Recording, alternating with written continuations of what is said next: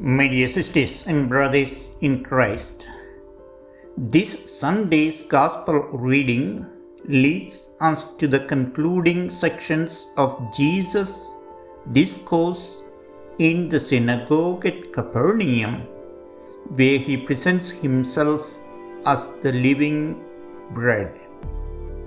Last few Sundays, we have been meditating on the different aspects of a Christ-centered life. It is our regular participation and reception of the Eucharist in a state of grace that helps us to strengthen our closeness with Jesus. Do we know how blessed we are to share this meal?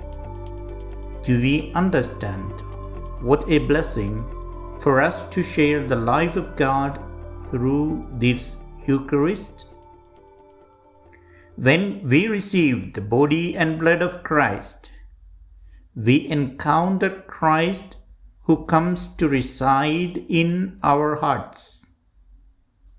We can only wonder how our great God can make himself so small for us.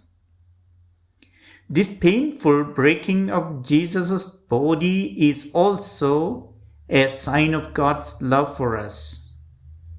We need to reciprocate to Jesus with our love in our day-to-day life. The history of our church is decorated with a few saints who lived many years just receiving the Holy Eucharist. This might not be our vocation, but still, we are called to sustain our spiritual life through the reception of the Holy Eucharist in a worthy manner.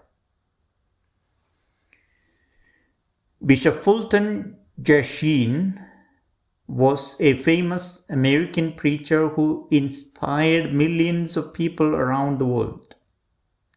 He has beautifully described the meaning and significance of the Eucharist through his books and preaching. Even in his busy life, he spent an hour every day in prayer and adoration in his chapel before the Blessed Sacrament. A few months before his death, he revealed in an interview about the person that inspired him to do so. It was an 11-year-old little Chinese girl who expressed her love for Jesus by giving her life. The story was told by a priest who worked in China in the late 40s and was imprisoned in his rectory of the church. The soldiers entered this girl's church, broke the tabernacle, and scattered the Blessed Sacrament on the floor.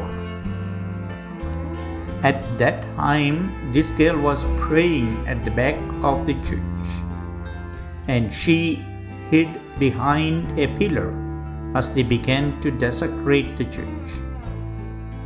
She was terrified of what she had seen, but escaped from there without the soldiers' attention.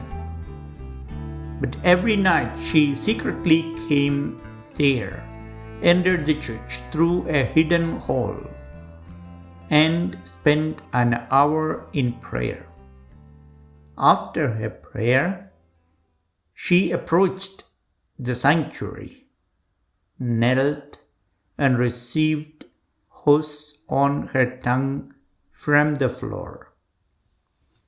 One day, as she consumed the host, hearing the noise of someone moving, the awakened soldier ran after her and struck her with his rifle, killing her instantly. Bishop Sheen was so moved by this story, and he promised Jesus that he would spend an hour in the church, no matter how busy he would become. In his preaching, he said many times that the power of his priesthood came from his personal relationship with Jesus through prayer.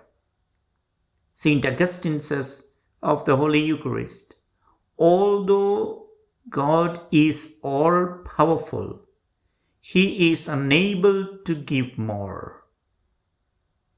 Though supremely wise, he knows not how to give more. Though vastly rich, he has not more to give.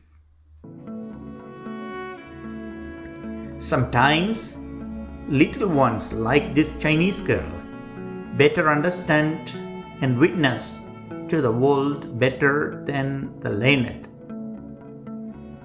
Bishop Sheen was not only wise but also humble to learn from this girl's heroic witness. We should be able to overcome all our fears through our love for Jesus. What is hidden in the Eucharist is the love of God for us.